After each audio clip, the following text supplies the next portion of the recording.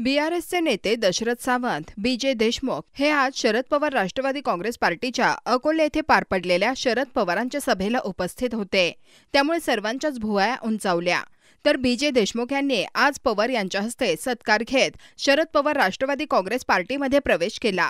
त्यांनी यावेळी या पक्षात प्रवेश का करीत असल्याची भूमिका स्पष्ट केली।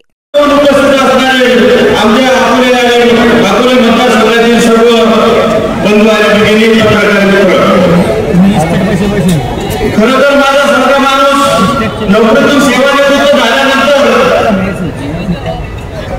तेलंगणाचे मुख्यमंत्री के चंद्रशेखर राव यांनी शेतकऱ्यांसाठी केलेल्या कामावर दाखवलेले धोरण पाहून समाज सरकारने प्रभावित झाला तिकडे काम करायला लागलं त्यांच्या पार्टीमध्ये। शेतकऱ्यांच्या हिताच्या दृष्टीने काही करता येतं बघायला लागलं। काही बाबतीत सरकार गेलं, त्यांचा ऍक्सिडेंट झाला आणि महाराष्ट्रातलं काम थांबलं।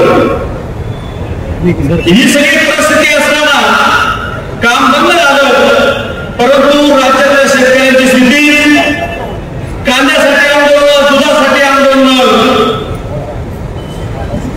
सोयाबीनसाठी आंदोलन अशी सगळी शेतकऱ्यांची परवड राज्यामध्ये झाली। त्याच्यावर मदतपट्टी होते, तात्पुरती उपाययोजना होते, परंतु समोर शेतकऱ्याचे प्रश्न नष्ट करण्याची भूमिका त्यांनी घेण्याची चिन्ह दिसत नाही। अशा पद्धतीने आमच्यासारखे छोटे माणसं तो पक्ष करीत नाही तर राज्यामध्ये कोण काम करतंय, कोण काम करू शकतं, अशा प्रकारची भूमिका घेऊन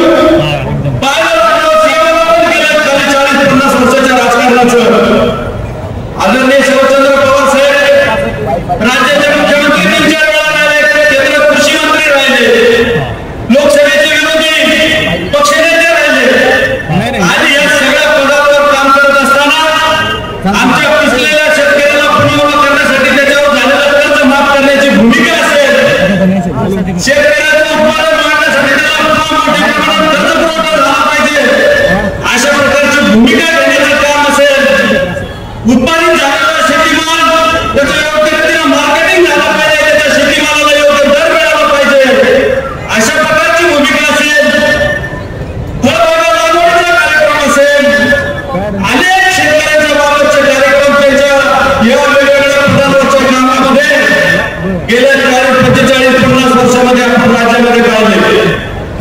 शेतकऱ्यांचे आज अतिशय परवडीची परिस्थिती आहे, अशा परिस्थितीमध्ये कोण राज्यामध्ये काम करू शकतो, ही जर भूमिका आपण डोळ्यासमोर ठेवली तर अशा पद्धतीने शेतकऱ्यांच्या दृष्टीनं राज्यामध्ये प्रचलित पक्षांमध्ये एकच नाव आहे, शरद पवार आणि त्यांचा पक्ष।